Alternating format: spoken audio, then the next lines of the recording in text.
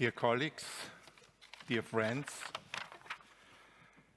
it is a pleasure for me to speak to you, to see old friends and old collaborators.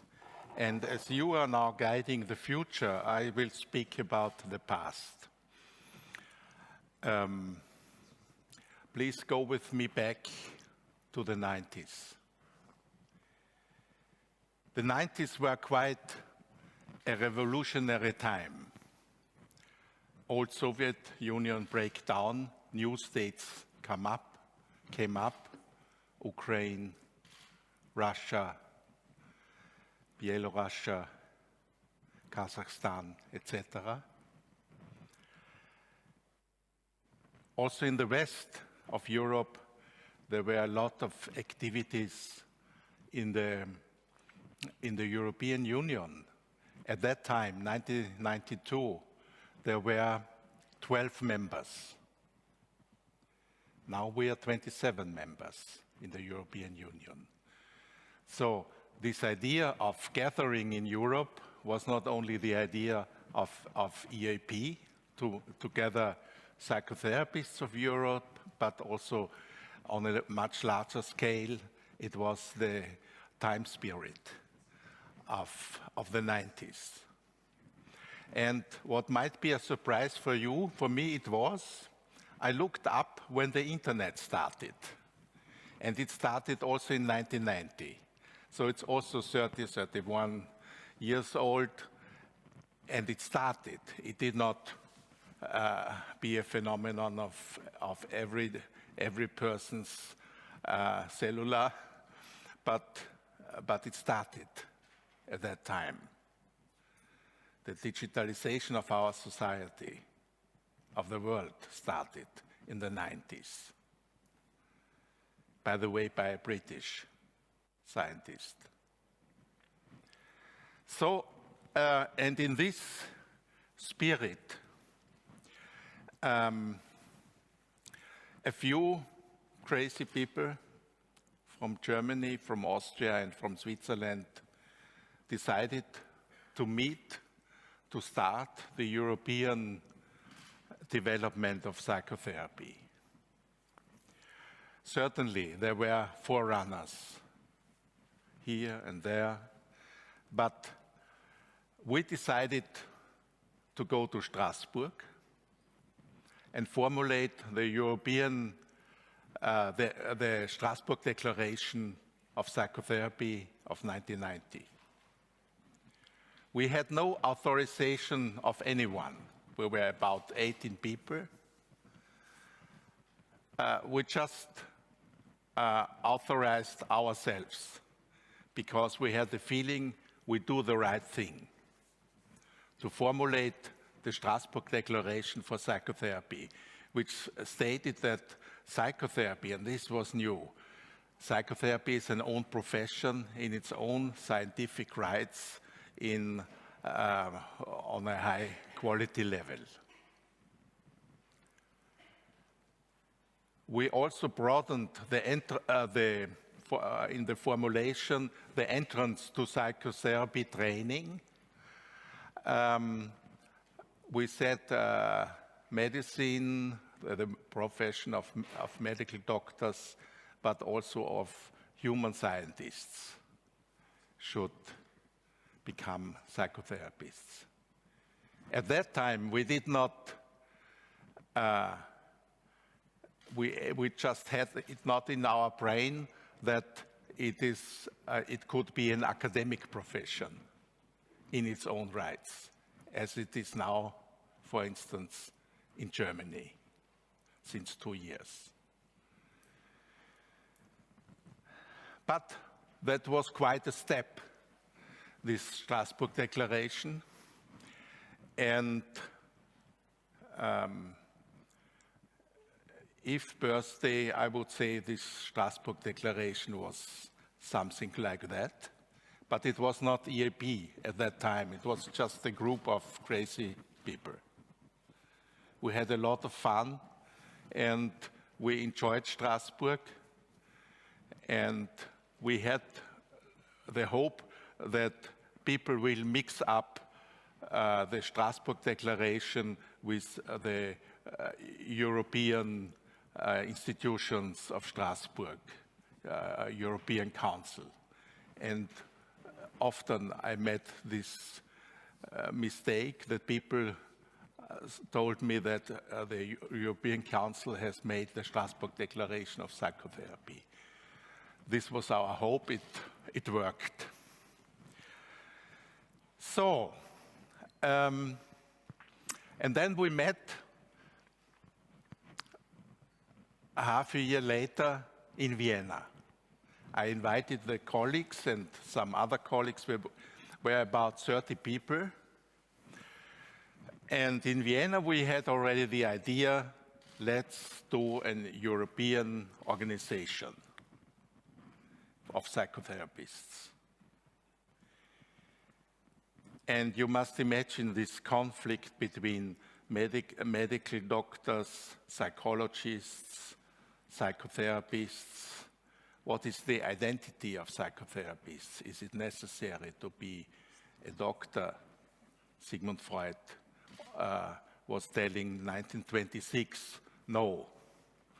But in reality, it was not defined, it was a fight. And what is the identity of psychotherapists? These questions came up immediately, but from the organizational point of view,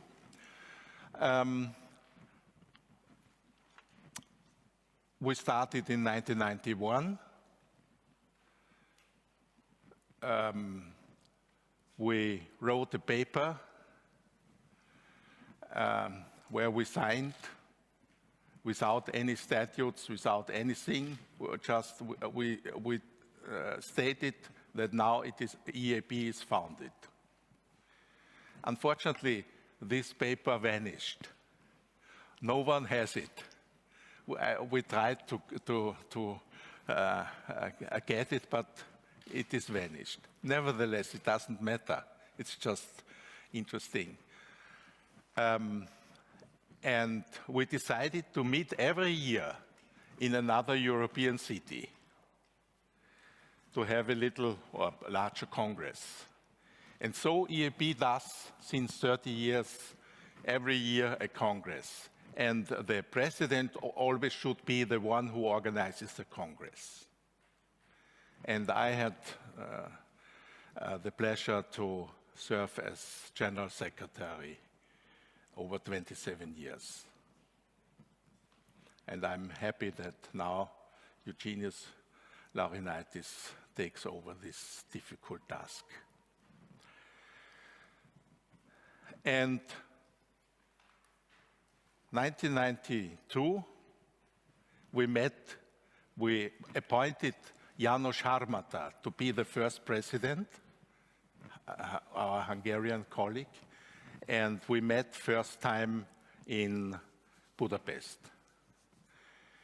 And these were exhausting days because we were writing the constitution. Day and night we were working. And finished it successfully. And at that time, the first British came, and we decided to have the next Congress in Berlin. And 1 year later, in 1993, we met in Berlin, and in Berlin, already the British were there, UKCP representative Emmy van Deursen, and from Russia, Slutsky was his name, Professor Slutsky, and certainly the Ukraine colleagues. Alexander Filz was one of the founding members. He was in Budapest when we wrote the Constitution. And now it was clear that it is a European association, not only the idea of a few people, but now it is European.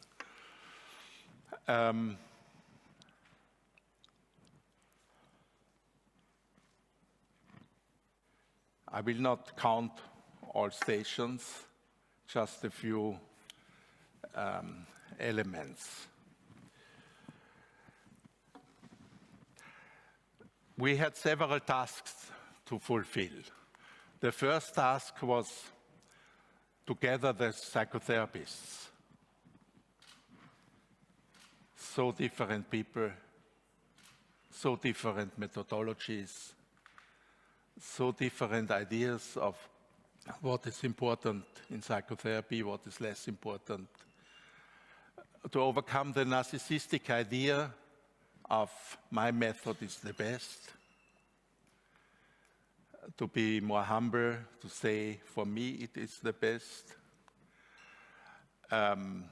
So together the representatives of methodologies, but also together the people from the different countries, 47 countries in Europe. And this idea to formulate umbrella organizations was for the most of the colleagues totally new. And in these first years, a lot of umbrella organizations developed. At that time, I knew only from UKCB existed, was a little earlier.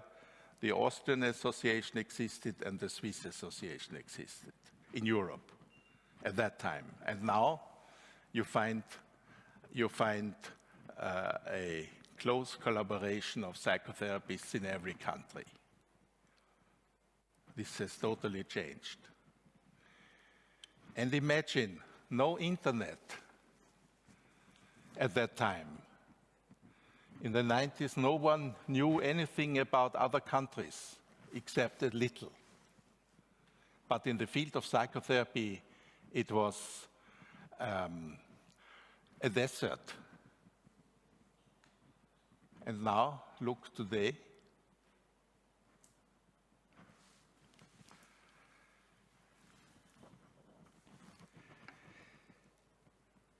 And I think this task is fulfilled, that EAP is the representative of psychotherapists in Europe. And we started to work with the European Commission and with the European Parliament. And in the late 90s, we were successful to bring a law through the European Parliament about psychotherapy.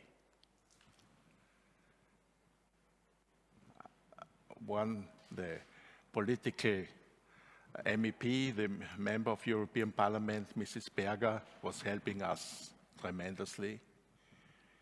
But it stopped also at that point, because it became clear that the single states will not support this, because they were eager to protect their own health system with their own rules.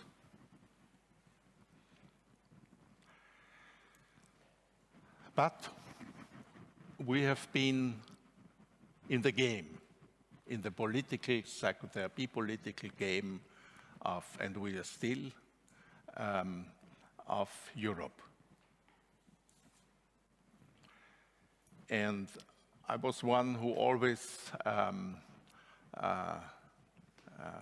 was very much for it to have the Eastern countries part of Europe and not exclude them.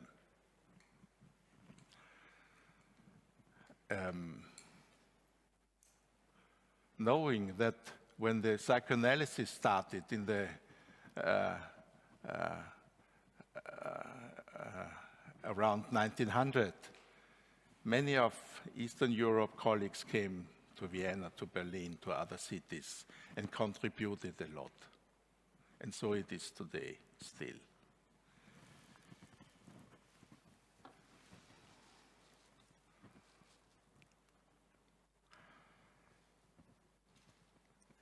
in the late 90s, we started the ECP. The task was to establish a system of quality measurement, making psychotherapists better. And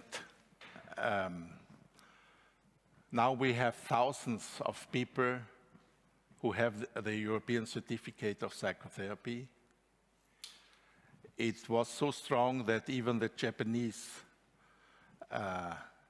copied our ECP with the agreement of EAP and developed an own Japanese certificate of psychotherapy. And we checked not only individuals, we check also institutions that they do in their modality the proper training. And this is going on. So this quality assurance is very important on all levels. And one of the later tasks of EAP is to develop guidelines for different questions.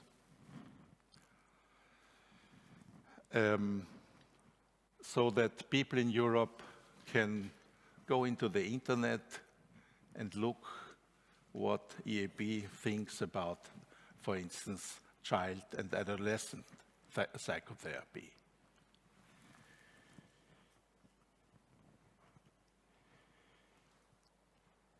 And we have an actual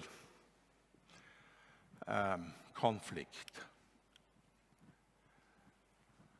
The government of Russia was attacking the state of Ukraine. And this is a tragedy, not only for our income, but also in whole Europe. But the crime is that the life plans of human beings are destroyed, of millions of Ukrainians, but also millions in Russia and in other countries. But the victims are the Ukrainian colleagues, the Ukrainian people. And we had such a tragedy also in the 90s with the former brother and sister war in the former Yugoslavia, starting in 1991 and ending in the late 95 to 99. We all suffered with you. Some are here. The representative of Croatia is here. The representative of Serbia is here. And it was a very hard time for us because we know our people are not on the side of the war. And it was a hard time for EAP because we had to hold the relationship. And I want just to give a personal anecdote. There was an embargo over Serbia, to fly to Serbia. And so I decided to visit the friends in Serbia because I knew they are against the war. They are also victims. So I visited them per train. And I had to change the train in Novi Sad because the bridge was broken, was bombed. And so I had to go with one of your colleagues with a car to Belgrade, and it was a terrible, exhausting, depressive mood at that time. And I felt it, and all the colleagues also in the EAP board felt it. And Ivana Slavkovic and me developed the idea to give a post-war seminar in the former cities of Yugoslavia, in Belgrade, then half a year later in Slovenia, in Ljubljana, in Zagreb, in Sarajevo, in Skopje, and finally in Koper, the day before Montenegro decided to be an own state. So it was a lot of tension there, and as you can imagine, not so much focus on psychotherapy, but focus on how will we live, will there be a war when we vote for independence or not. So over years, we dealt with this topic. And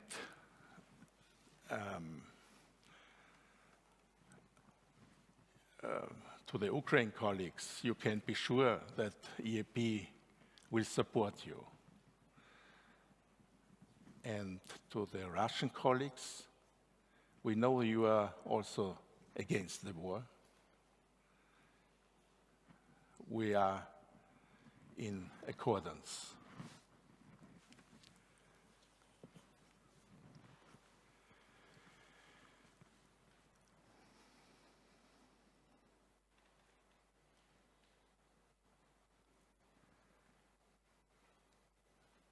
So I'm coming to the end. I spoke about the past, and I wish you all the best for the future. We cannot understand the future, we can only understand the past, but we can learn a little out of it. Most of the people don't learn anything about the past, and maybe we belong to them, but hopefully some ideas can be useful. And these ideas are that we try to listen to our colleagues. We try to understand them. We try to reflect with them. And so far as we can, we try to support them. And in the hope that the same will happen to ourselves when we are in despair and when we have the need. Besides that, the work will go on. I am happy about the spirit in EAP, which showed us a vivid and constructive discussion in the last days. And we don't know what comes in the future, but I am sure you will manage it. Thank you very much.